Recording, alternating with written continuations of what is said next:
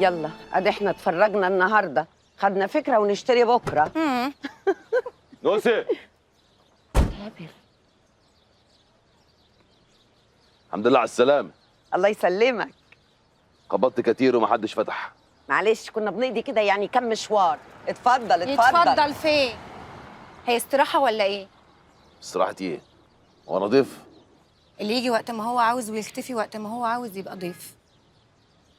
انا جاي اصالحك لو زعلانة وارجعك معاي. حقك عليا يا نوسة، كانت ساعة شيطان. بح يا جابر باشا، شطبنا. عايز نرجع معاك تاني ليه؟ عشان تطردني في نص الليالي؟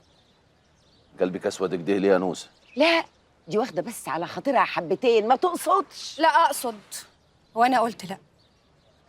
كل صلح وليه شروط. هو ينفع صلح من غير شروط؟ ده حتى يبقى كده.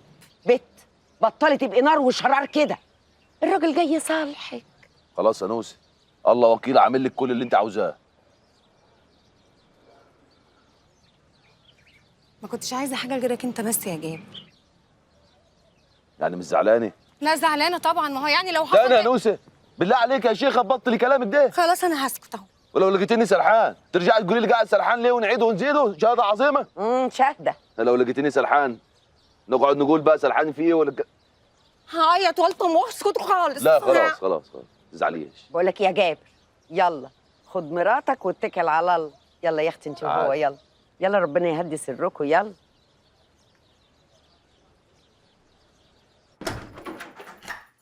طارق.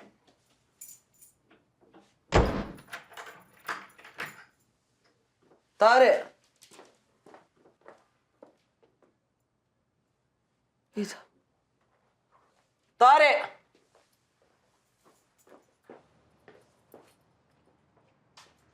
يا نهار اسود. طارق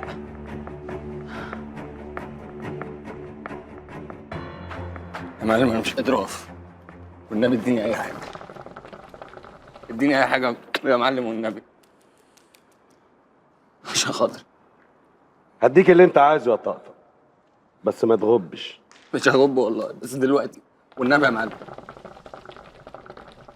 خلاص يابا، ده شكله مقشفر على الاخر. معلش يابا والنبي عشان خاطري.